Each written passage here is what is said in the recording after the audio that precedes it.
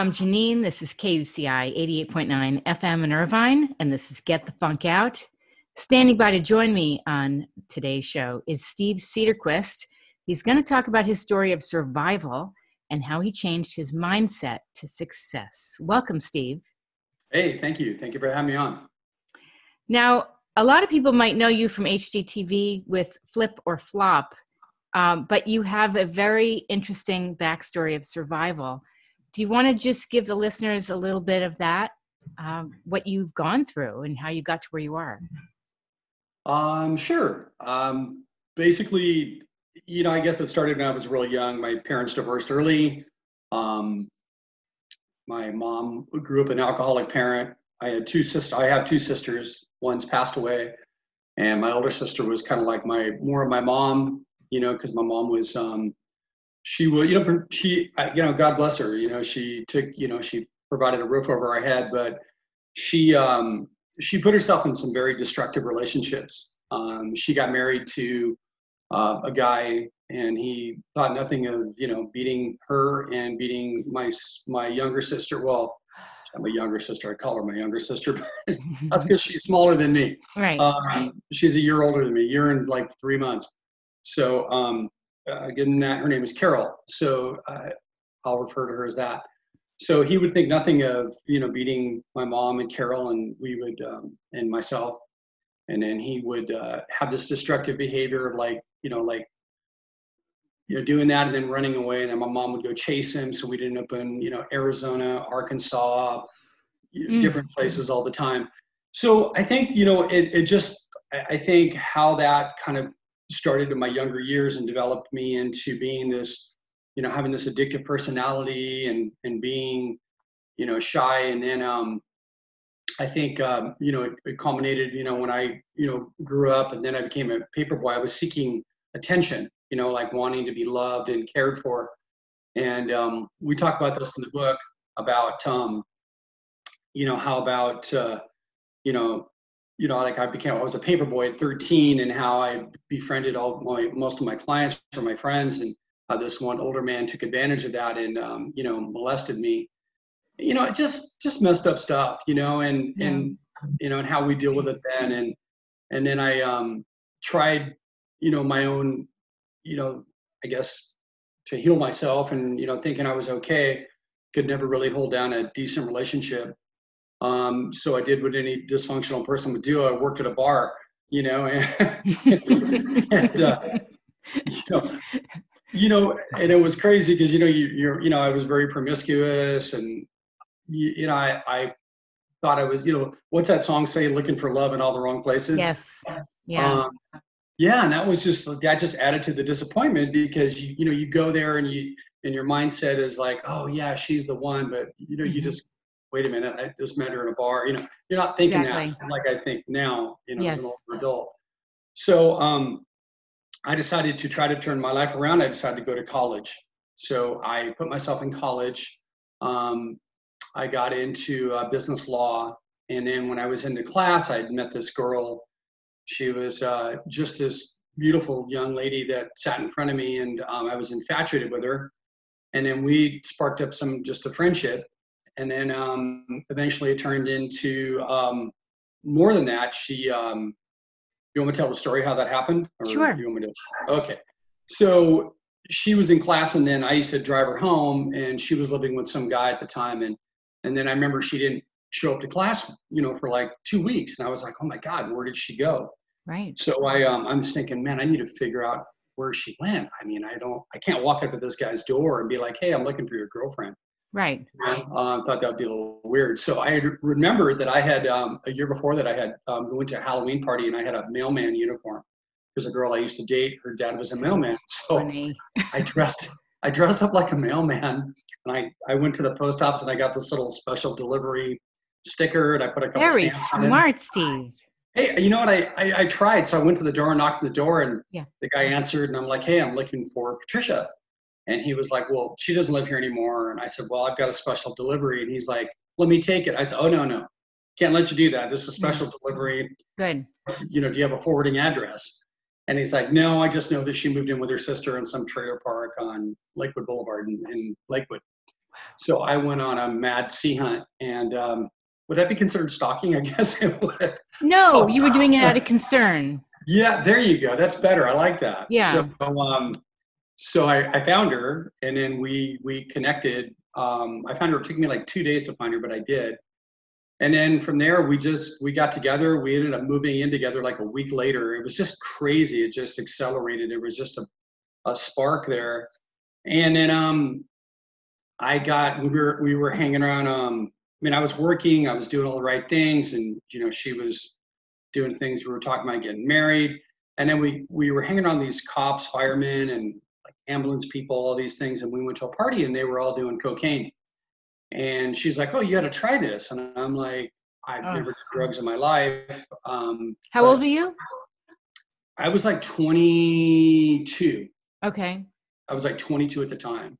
So I tried drugs for the first time, and that whole addictive personality thing kicked in, and I became like I call it an instant addict. It's like when you have that addictive personality, obviously you've got to watch what you do. Sure. You have to watch everything. I mean, so anyway, I started using, from that night on, I used for 7 years. And in that time frame, we had gotten married in our high. So that was our, we were high at our wedding.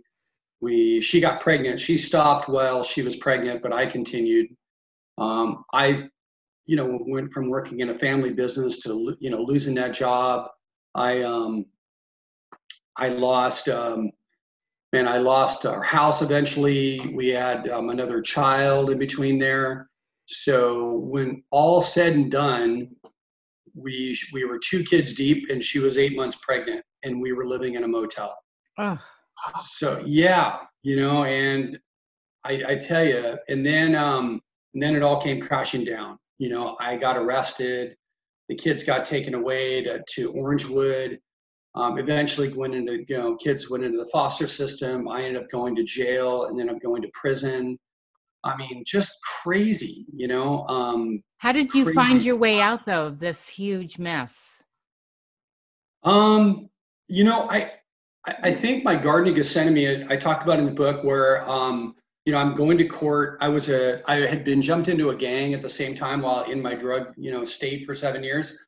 I got jumped into a gang, and I was in a pretty high, I was a red bander, they call me, in jail, which is high power gang member, you just segregate, kind of like thing. And I remember going to court one day, and they had went to pick up some other prisoners to go to court in the bus. And the bus had pulled right alongside Orangewood, between Juvenile Hall and Orangewood in Orange County, if you know it.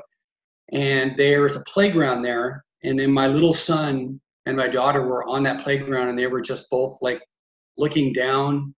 And I remember grabbing the guy. I was in this little cage with 2 guys, and I grabbed him, went over next to him, and I went to the window, and I'm screaming his name, my son's name, and he came running to the fence and put his hands up, like, "Daddy, take me." So to me, that was my Garden of Gethsemane. I just look at it, from a perspective of like that was my breaking point. Yeah. I was just like, I'm done. I had been not clean in jail. I had we had a drug attorney from the gang bringing us drugs like every other night, and this, everything happened kind of culmination, because I remember getting off that bus, and the bus driver, I was the last person getting off the bus, and the bus driver grabbed me and he said, "Dude, I don't know what you did, but whatever you did, you need to make it right for that kid. If that's your kid, right?" And I go, "Yeah." And he goes, "You're a big boy. You can handle your mess, but look at that little guy, man. You saw what you did to him." And it was just so resonating to my heart. I was like, you needed that. I did, I believe that everything happens for reason and a purpose. Yeah. I did a movie last year called Reason, and I played a chef who left. It was my first script role, and but the script itself was so amazing, because it was like a movie about, like, do things happen by chance or do things happen by reason? And I truly believe they do. So I'm living proof of that today. I think that if I hadn't been caught, gone to jail, all this, I'd probably be dead right now. I mean, because I was, carrying guns. I mean, they caught me with guns and drugs, and I mean, and then when I'm like, it's funny, because when I'm on I'm in the county jail, intake, and I'm just detoxing on a concrete floor. And I'm finally like, after I get all that and I'm like detox and my head's starting to come back and I'm about ready to head to prison, I'm just thinking like, wow, it's like that Talking Head song, this is not my life. Yes. This is not my, and I really, and it was crazy. I mean, and if anybody tells you like tough guys, like, oh, I'm going to, I've been to going to prison is no big deal, and it's that now. It's a huge deal. It's a huge deal. It's a huge deal because you get there in this bus and you're all shackled and chained up and and you got all these rifles pointed at you. You're just kind of like, oh my God, how did I get here? Yeah. So what I did is I took that time, in the meantime, I'd lost my kids, lost my wife, lost my house, lost my freedom, lost all my possessions. So it was like clearinghouse, it was like, well, okay, what if anything, what do I want to get back? And I'm like, my kids, the wife, I'd love to, but I can't control her actions, what she's still doing out there. Yeah. Even though I felt partly responsible. I'm supposed to be the leader, the man, and and all this stuff. But I think drugs really jaded my view at the time. So well, you were young, Steve. You were young, 22. Oh yeah, but you grow up with the premise of like you're a man, you're supposed to take care of your family and all this. So I had all this weighing on my shoulders. Yeah. And I thought, well, guilt can consume me, and I could be used as a crutch, as an excuse, and say, oh, woe is me, poor me, And I think that we see a lot of people that do that today. They go, oh gosh, this is just too big a mountain to climb.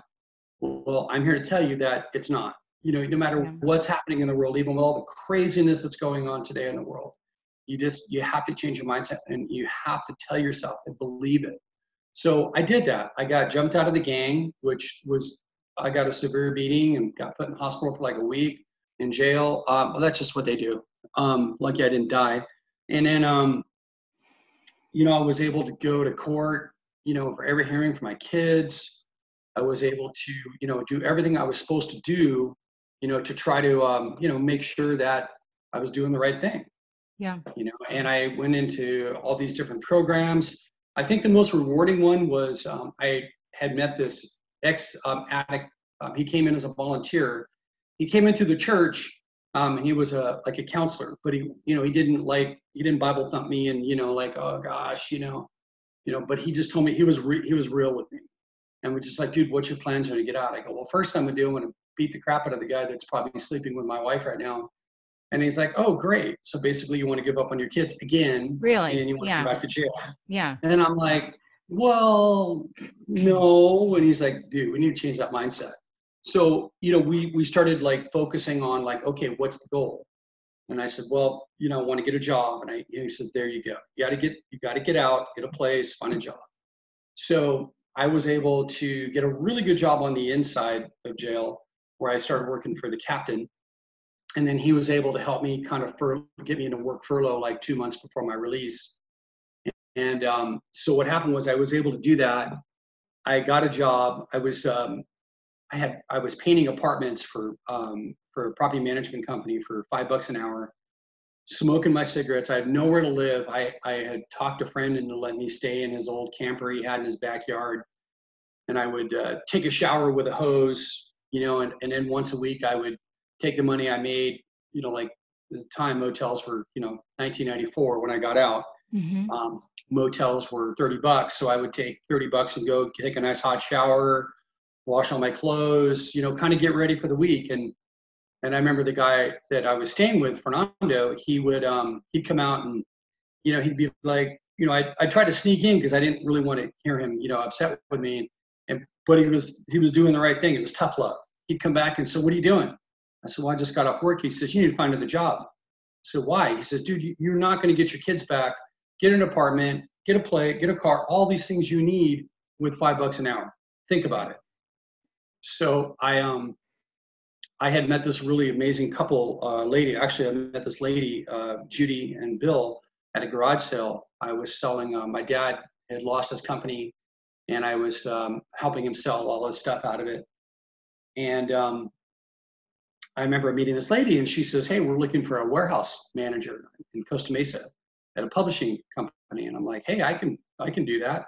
And Great. she says, "Well, come in for an interview." So I came in, I got the job. It was $9 an hour. I was like, "Man, this is amazing." It was in Costa Mesa. It was just like a dream come true. I loved that job, and I loved those people. They were so good to me. And, Great. you know, I just focused. I went back to court. You know, my court date was so close to my release date for my kids, and I begged the judge. I said, "Please, just give me 3 or 4 months to kind of pull my life together. I'm clean." He says, "Well, I need you to prove to me you're clean. I need you to pee for me, drug test for me," which is peeing in a cup. So I was peeing in a cup for social services. I was peeing in a cup for parole, and apparently I was on probation too. So I was like a tour guide at UCI. I mean, I literally and I was clean. I had no desire to do anything. Good. My focus was, you know what? Get my kids back. Great. So I was able to get an apartment with a friend of mine in Buena Park. I was able to get my kids back temporarily to start out to see how we worked out together. The kids loved it. We were great. And then it just kind of boomed from there. But I think what I owe that to is having the right mindset of like, I am not going to go back. I'm not going to put myself in harm's way. I'm not going to do that. So I became like dad mode. You know, I was the kids' dad and mom. You know, mom was still out doing her thing, and unfortunately not a big factor in their lives. I was able to get my younger son back about 8-9 months after I was released. He was still with her, my ex-wife, but she was living in a really bad environment, a drug environment. So I got him out, and I had him. So I had all 3 of my kids, you know, and I worked it out. It's great. You know, I was close to work. I moved down here to Costa Mesa. I just kept my nose to the grindstone and worked hard. I didn't miss days. I became of service. I started volunteering at Hoag Hospital doing a speaker program, which I ended up being a speaker there for about 18 years. That's amazing. It actually was pretty cool. Yeah, I would think you've made an impact on a lot of lives. You know, I hope so. I don't, you know, I mean, you run into people occasionally, but I hope so. I remember my last couple of weeks there, I was told that the lady told me, she says, you know, the people you've talked to, she says, you know, you've talked to hundreds and hundreds of people.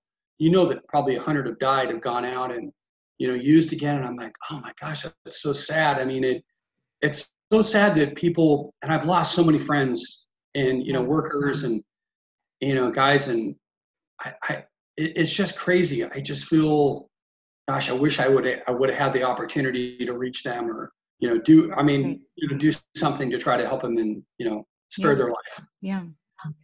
But it sounds like, and you sharing all this with me, all of who you became started with trauma. It started with the trauma you witnessed, the trauma you experienced physically, emotionally, and then drugs, you know, you didn't think about consequences. You were in your 20s. And as you get older, you think about consequences. You think about what really matters. And then you had these complete strangers telling you, hey, get it together, at least for your kids. Oh, yeah. I surrounded myself with some really good people. I mean, I did. It was crazy. I can't even tell you how blessed. I mean, it's just like, as soon as you change your poor me mentality, and I recommend people who feel that way to go out and be of service in some arena, not, I mean, if you're involved in a church, do it at a church. If you're not involved in the church, that's fine. It doesn't, whatever. I have friends of all faiths, religions, some non-religious, some are just straight my best friend's an atheist. It doesn't matter. I mean, you know, I have a friend who is kind of going through some battles. I said, dude, you think it's bad? Why don't you go volunteer at the soup kitchen for a few days, or save ourselves down here on, down here in Costa Mesa. And as soon as he did that, he was like, dude, you're right. He says, it's really not that bad. He says, yeah, I may be stuck in a moment, but yeah, It it's not shifts your that bad. perspective. It totally shifts your perspective. Yeah, which we need. And don't ever think you're better than anybody else. It's funny because I'm, with all this crazy stuff going on and, in the world, and I've never been raised and nothing like that. So it's never really like resonated with me. So it's just been a whole new awakening to me. But I've always led with the perspective of I'm not better than anybody. I don't think I'm better than the guy in front of the liquor store who's an idiot, and he's, trying to get a fix. I'll sit and talk to him for a couple minutes. Like, hey, dude, there's a better way. Right. I said, I'm not going to give you money, but I'll give you a bottle of water and some food, and I'll go buy it for you, and so you can't return it. And I'll try to be, just give him a smile and be like, hey, what's up, and let them know that, dude, you're loved also. Yeah. So I just think that we need to, in this world today, I think, changing our perspective and realizing that we need to be helpers, especially people that are stuck right now, I think is a way better way to go. And I think if we did that, I think we would solve a lot of the current dilemmas that we're in. Yeah, I agree. So how did you feel after writing this book? Like, were you thinking about writing this book a while ago? This book, I've been writing this book for about over 2 years. And I wrote this book because I had a weird experience. I'm not like into, I have friends of all different Sikhs, I have friends of every genre. And I had a friend of mine and she said, hey, my mom wants to talk to you. And I said, okay, cool. Who's your mom? She goes, she lives in Idaho and she's a medium. And I'm like, oh God, no, I'm good. I don't know about all that stuff. And, I don't know. But she says, no, I just talked to her. She's got a message. And I go, and my sister had just passed away. And so she called me up and I said, yeah, it's okay. Have her call me. So I'm grieving my sister and she says, hey, are you open to hearing something? And I said, yeah, I guess, she goes, I have a message. And I go, okay. She goes, Susan wants you to know that Sam is okay. She's okay. She's not in pain. I'm with her. She's happy. And I said, okay, cool. She goes, you know Susan? I said, no, I don't know Susan. Okay, whatever. So I hang up the phone and literally 5 minutes later, I literally almost fell out of my chair. I was like, oh my gosh. Susan was my mom. Oh. My mom had passed away 28 years ago. So with that, I was like, I called her back, obviously. Right? Of course. I'm like, all right, come on. They get you hooked, right? I was like, all right. I know. So I called her back and I'm like, okay, so that was my mom. She's like, dude, you've been like, I'm getting bombed by a lot of people that want to get a message to you. And she was describing these people and they were like biker type people and like kind of more hardcore people, kind of people I was used to reaching, I think, when I was doing the panel at Hook. And she said, dude, you got a line of people that want to thank you. And I'm like, thank me for what? And they're like, thank you for being in their life and trying to save them and trying to just being an influence in their life. Oh, man. So I thought about it. I thought, well, if that's the case, if that's, truly, that's the case, I'm not going to say it's not true. I don't know. Maybe it probably is. I don't really know. I don't have a really impression either which way, but I just thought, well, maybe I should reach out to people that are still alive today and maybe people that are still struggling. Yes. So I wrote the book with that in mind.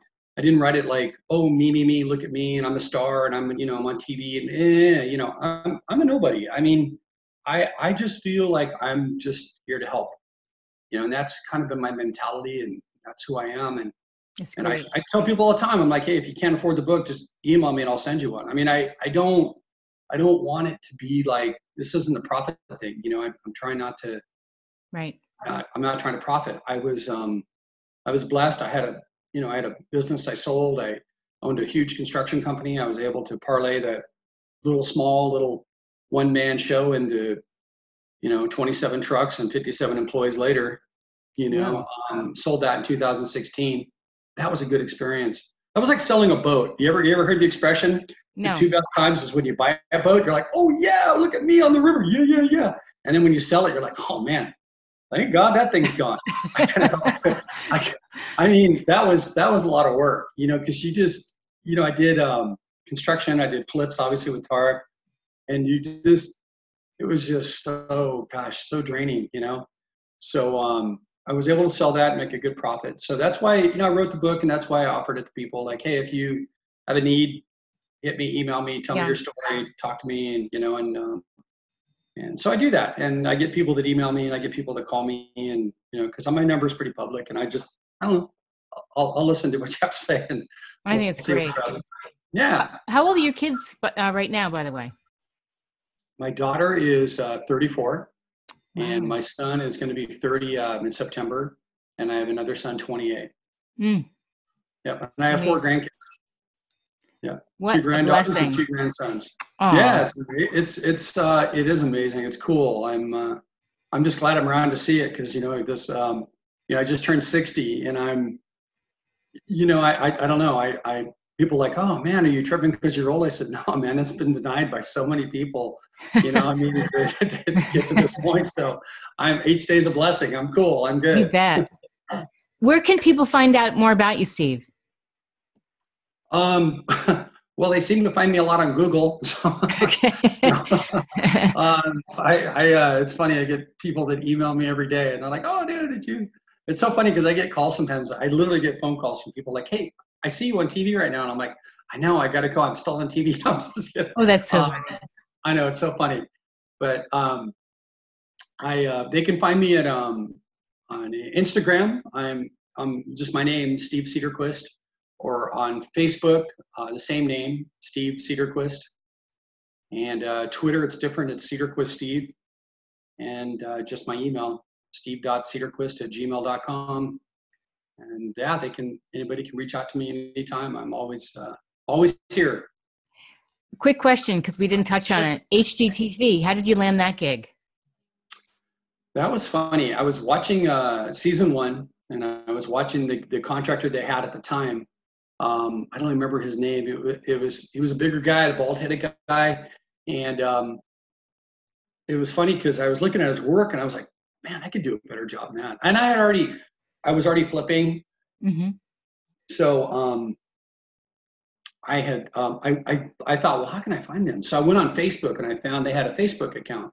So Flip or Flop, because we didn't mention the show. Flip or Flop. Yeah, Flip or Flop. Yeah, Flip or Flop. And I messaged them, and I believe it was Christina who got back with me, and she said, hey, we just saw your message. We'd love to meet with you. Okay. And then literally the next day, I met with Tarek. I met with Tarek and his money partner, Pete, the guy you see on the show he has the blonde hair guy. Yeah. So I met with them at a house, and they said, what would you do? I said, well, I do this. And I go, what's my budget? And they gave me a budget. And they said, do the house. We'll be back in 2 weeks. Whoa. I said, yeah. They let me run with it. They said, do what you do best. So I came back. Tarek loved it. He's like, dude, Izzy just quit the show. I need somebody for film. Can you film? And I'm like, yeah, when? He goes, tomorrow. Be up here at La Mirada. Whoa. Blah, blah, blah. And I'm like, okay. So I just did it. And then I signed on to do that season, then went on the next season. And then it became a little overwhelming because there was just so much work that I said, look, we need you to bring Izzy back or, bring somebody else on. So they found Jeff, and they're both good guys. They're good guys. I think Izzy, my relationship with Izzy was a little different at first because I think he kind of regretted maybe leaving the show. So it was just a little weirdness there. But right. But I think we've kind of worked through that. I mean, we're friends today, and I think and Jeff and I are friends. That's great. And I'm friends with Tarek. I still work with Tarek. I work with Tarek all the time. I just did a design for him on last season episode. Well, actually, this season, it's still this season. An episode I did with him and my design team, because I'm doing the design company now. So I've got a design build company now, just smaller than what I was. And yeah, it was fun. It was fun. I like working with Tarek. I've got a couple other projects I'm working with him, and I'm working on some other shows. I've got a couple other shows I can't discuss because I'm under confidentiality agreements, but I've got a couple of things I'm working on, and yeah, it's cool. Exciting. It's fun. It's fun. It's just fun. It's different. Well, I think this is amazing, and congrats on the book. Huge accomplishment. Thank you. What a journey you've been on. Thank you. Yeah, I think people will be kind of blown away when they read the book. It's it's definitely eye-opening. It's good though. No, good stuff. I mean, especially like I said, if you're in that place or stuck in a moment, it's good. It's good to kind of imagine yourself in my position and then go work the steps that I've got in the book. Yes. And I put this imaginary dumpster. I kind of put a little build in there, and a little build context in there, so you can take all that crap and throw in the dumpster that you don't want in your life anymore. That. Perfect. So it's good stuff. Steve, thank you so much for calling in the show. I really enjoyed chatting with you. Likewise. Thank you so much for having me. I appreciate it. Have a blessed day. You too. Thanks. Bye.